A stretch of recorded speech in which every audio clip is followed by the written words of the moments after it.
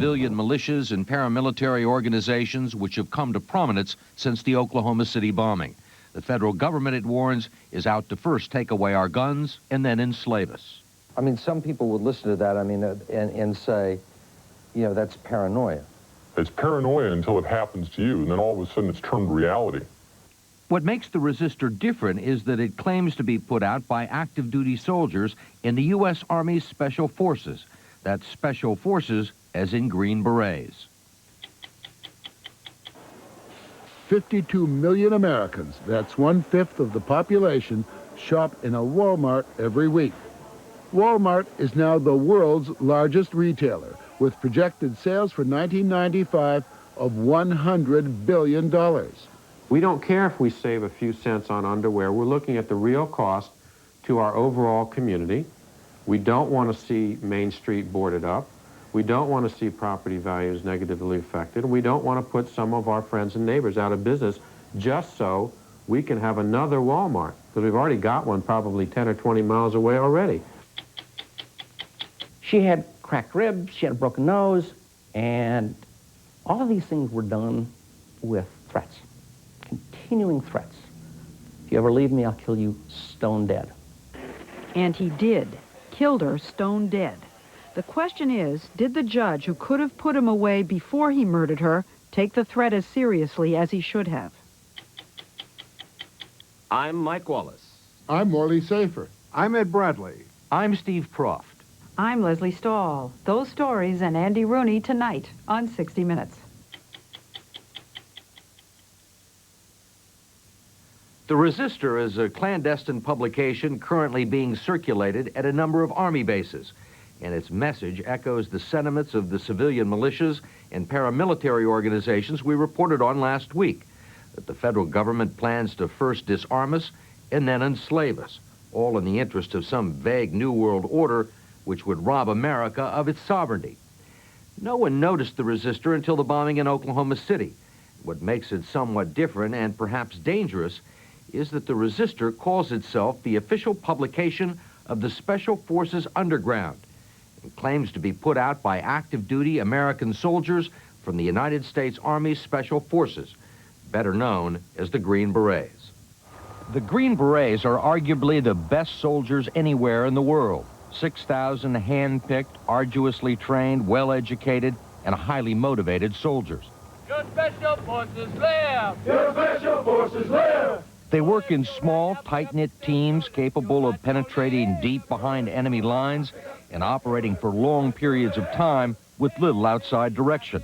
They're parachutists and linguists, teachers and trained killers who have the skills to put down a rebellion or perhaps start one. So the idea that a publication is circulating at Fort Bragg, North Carolina, claiming to be the official voice of something called the Special Forces Underground is of some legitimate concern, especially since the Resistor espouses the same inflammatory rhetoric as the radical militia movement and portrays the U.S. government as the enemy.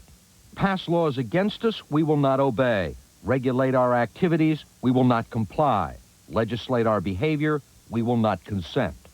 The United States Army Special Operations Command says it first became aware of the Resistor last August, when the first issue turned up at the library at the John F. Kennedy Special Warfare Center. It was removed as being inappropriate. But no one paid much attention. The publication was dismissed as the ruminations of the lunatic fringe. But then no one paid much attention to the lunatic fringe, inside or outside the military, until Oklahoma City. But with bodies still being dug out of the rubble, the possibility of a Special Forces Underground and the issue of the Resistor has made it all the way to Washington and to the daily Pentagon press briefing.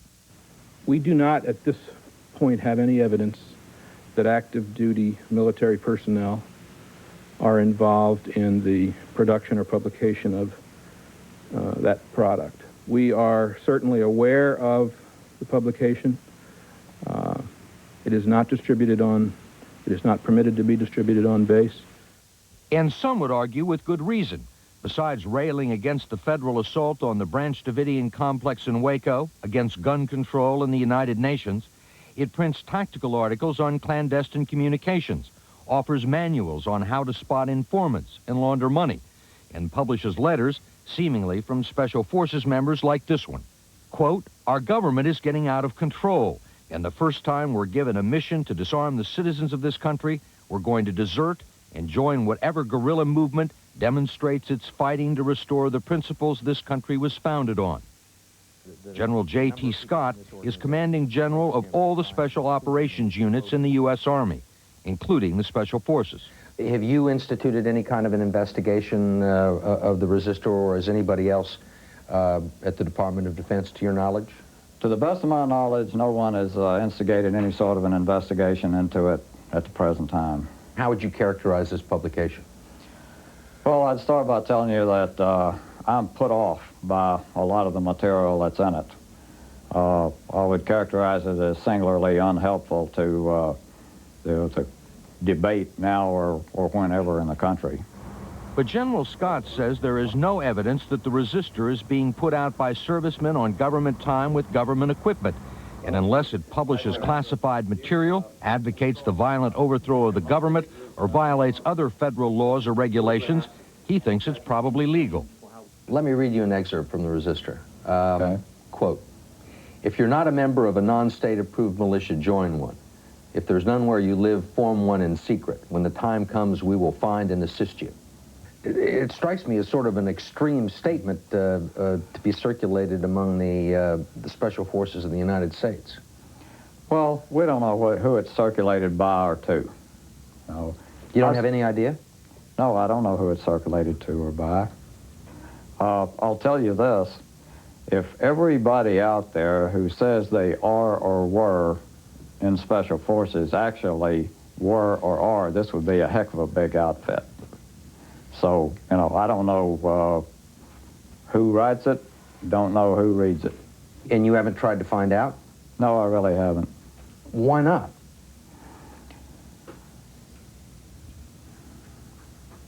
Well, I'm put off by what's in it, but one of the things this business has taught me over the years is that, you know, we sort of believe in the First Amendment right, and we probably tend to give people a little more slack than we ought to on it. But there's been some recent court decisions that said these pamphlets were okay. While the Army says it does not know who puts out the resistor, we decided to try and find out. And through a series of intermediaries, we were able to make contact with two of the people who say they publish it. And at a secret location, they agreed to be interviewed if we hid their faces and disguised their voices. Without giving me your name, rank, or serial number, who are you? We're members of the Special Forces Underground and Resistor staff. Active duty Special Forces, United States Army. Although they wouldn't give us their names, we were allowed to see their military photo ID cards showing them to be on active duty.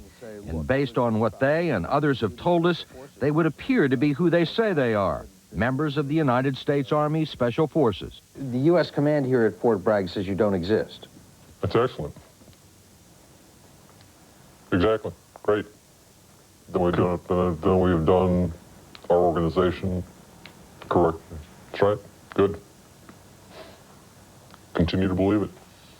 They have no evidence or information and don't believe that they're active duty Special Forces putting this out. That's good.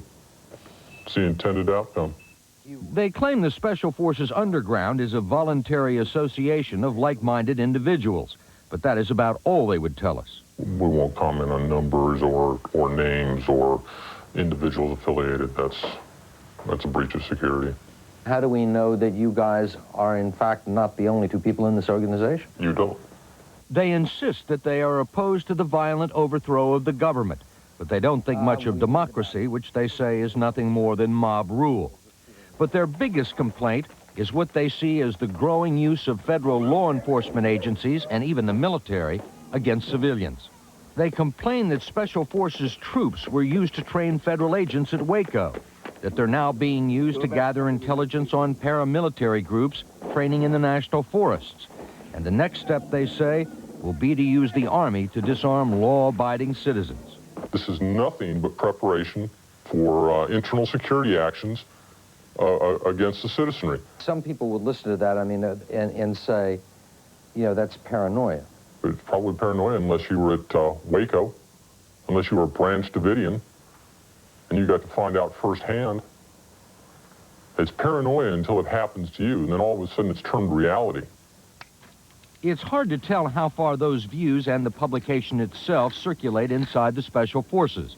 The Army says not very far, and provided us with this group of Green Berets to make the point. It claims to be the publication of the Special Forces Underground. Have any of you heard of such an organization? No. Is there a Special Forces Underground? Not to the that best anybody of my knows knowledge. of? Not to our knowledge, no. I got a couple of copies here. Let me pass these out and let you take a look at them and circulate them briefly and tell me what you think of them. Here's another one. It appears that somebody is writing this that has some knowledge from a military standpoint, and that's what comes out to me. As far as the articles that are in here and the gist of what they're saying, I really don't have an iron in that fire, okay? Is that particular fire burning in the U.S. Army? Is it burning in the Special Forces? I don't believe so. No, categorically, absolutely not. I think majority of these articles tend to be funny. They are humorous to me, but I don't believe in what they're writing. We talked to a bunch of active duty, in uniform Special Forces people. Many of them characterized the publication as something put out by the lunatic fringe, is what some of them referred to. I think that's probably how the King of England referred to some of the colonialists as part of the lunatic fringe. How widely held do you think are your views in the Special Forces? We're not concerned. We're not concerned with how widely those views are held. You don't care? No. Does it offend you to be called the lunatic fringe? The rantings of the irrational do not concern us. No, I'm not really particularly concerned what anyone out there thinks of me. What were your feelings about Oklahoma City? Feelings in regard to what? Feelings in regard to the method. We're opposed to the method. If in fact that was a message being sent, that's the wrong medium. Am I concerned about the people that died there? As much as I'm concerned about the people that died at Waco. No more, no less? No more, no less. Well, you know, I'm not going to sit here and tell you that we don't have somebody out there who slipped over the edge. What I'll tell you is this is pretty much a self-policing organization, and Weird Harold doesn't have a place on a 12-man team. But your men are trained to blow up bridges, they're trained in counterinsurgency, they're trained in counterterrorism.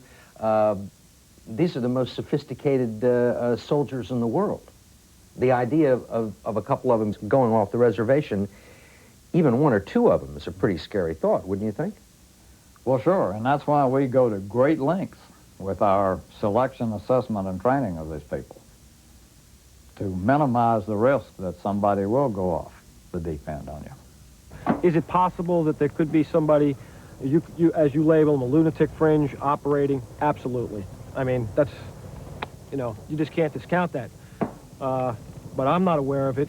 That's the trouble with the lunatic fringes. You don't know if the lunatic fringe is out there. You don't know where they are. You don't know that they're lunatics until they act.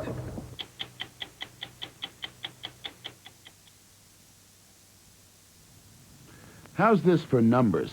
52 million Americans, 1/5 of the population, shop in a Walmart every week. $2 of every 10 spent on department store merchandise goes into a Walmart cash register. Walmart's goal is total saturation, to be within easy reach of every American. But a lot of Americans, especially those in small towns, are beginning to wonder what else this giant corporation is doing to their lives. It's already the world's largest retailer. Projected sales for 1995, $100 billion. In just the 3 months ending last January, they tell us they averaged more than one grand opening every day. This is store number 2278 in Erie, Pennsylvania. It opened last March with all the typical sales pitchin', high-steppin' hoopla. Walmart thinks it knows what's good for American consumers, and a lot of consumers seem to agree. It's a phenomenal success story. Sam Walton from tiny Bentonville, Arkansas, became the richest man in America. He defied conventional retailing wisdom by putting big stores in little places. Sam Walton is dead, but his company continues to stress Sam's Main Street small-town ideals. That's their story. The fact is, Walmart's accused of purposely turning the downtown of small town after small town into ghost town after ghost town. They moved into towns all across the South because the easiest person they could put out of business was mom and pop. Angela and Glenn Falgout once owned a store in Donaldsonville, Louisiana, population 8,000. They sold a bit of everything, bikes, toys, lawnmowers. Business was thriving until Walmart arrived in 1983. Our business basically shut down in '86 after 3 years. We stayed open because we had savings and we were young, and like Angela tells me, I was totally dumb. The bitter fact was the Falgouts couldn't buy bikes wholesale for what Walmart was selling them retail. Walmart's enormous purchasing power is the reason. Also, the Falgouts say they reduced prices to purposely put competitors like themselves out of business. In the 10 years before Walmart opened, we had a total of 20 business failures. In the 10 years after Walmart was here, we had 185 business failures. You could buy a bicycle in 8 locations in this town. Today, if you want to buy a bicycle, you can only buy it at Walmart. A decade later, downtown Donaldsonville is mostly dead. The new jobs Walmart brought to town have been more than offset by jobs lost from business closings. And as the shops closed, the tax base eroded, services declined, and the middle class fled. That's what the Falgouts say. They point to Lemon's Department Store, a family business that opened its doors just after the Civil War. It struggled for 10 years after Walmart moved in. When you see our old general store that's been open for 170 years, that survived the Great Depression, and closes because of Walmart, I mean, where does fair begin here? When do mom and pop get rights? The lessons of places like Donaldsonville were not lost on Al Norman. We don't care if we save a few cents on underwear. We're looking at the real cost to our overall community. We don't want to see Main Street boarded up. We don't want to see property values negatively affected. And we don't want to put some of our friends and neighbors out of business just so we can have another Walmart, because we've already got one probably 10 or 20 miles away already. Norman is a former journalist who's become the guru of the anti-Walmart movement. He founded a newsletter called Sprawl Busters Alert. He's been invited to preach the anti-Walmart gospel in dozens of towns ever since his campaign defeated the retailing giant in his hometown of Greenfield, Massachusetts, almost 2 years ago. He says when Walmart came a-calling, it was anything but friendly. All of a sudden, there was this huge 300-pound gorilla sitting on my sofa, you know, smoking a cigarette and kicking my cat and saying, we want to be in your community on our terms. So it's also the land of free enterprise. And anybody can be as big as he wants as long as people make the cash registering enough times to make them. It's not, that's not true. That's not, there's a 6-letter word called zoning. And what it says is that, for example, you can't come into some communities and build a 50-story monument to yourself. So my attitude is, if many towns say you can't go up 50 stories, why do we allow them to go sideways 50 stories? And that's how Al Norman teaches groups to defeat Walmart on zoning issues. Not everyone buys his gospel. Many look forward to having a Walmart nearby. While this type of store may not meet the expectations of some, my hope is that this rezoning will spur more and better shopping opportunities. That's what Walmart says, that most communities benefit because its stores draw customers from a larger area, creating more business for everyone. That Walmart is small-town friendly. Those folks who can't compete should find something else to do. That's what Walmart's executive vice president, Tom C., believes. A community does have the right to say, no, we don't want you here. Sure they do. Correct? Sure. But you don't take it lying down. In Greenfield, Massachusetts, for example, where they literally voted you out, you financed a huge campaign. You know, actually, I think maybe we should set the record straight on Greenfield, Massachusetts. They didn't really vote Walmart out. What they did, what was on the ballot, was do they want to change the zoning on a piece of industrial property from industrial to commercial? The effect of which was to keep you out. Well, it did keep us out. Why have you zeroed in on Walmart particularly? Well, Walmart is the most aggressive. They metastasize faster than any other megastore. So they're the target because they're the ones who are going in and, like the big bully, pushing around the little towns and saying it's my way or the highway. And we don't care, frankly, whether you like it or not.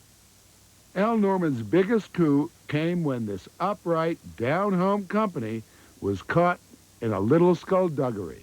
They set up a phony citizens group that had no citizens in it. And they were running ads for a group called the Citizens for Economic Growth. So we asked, who is this committee? It was Walmart's lawyer, her secretary, and her secretary's boyfriend.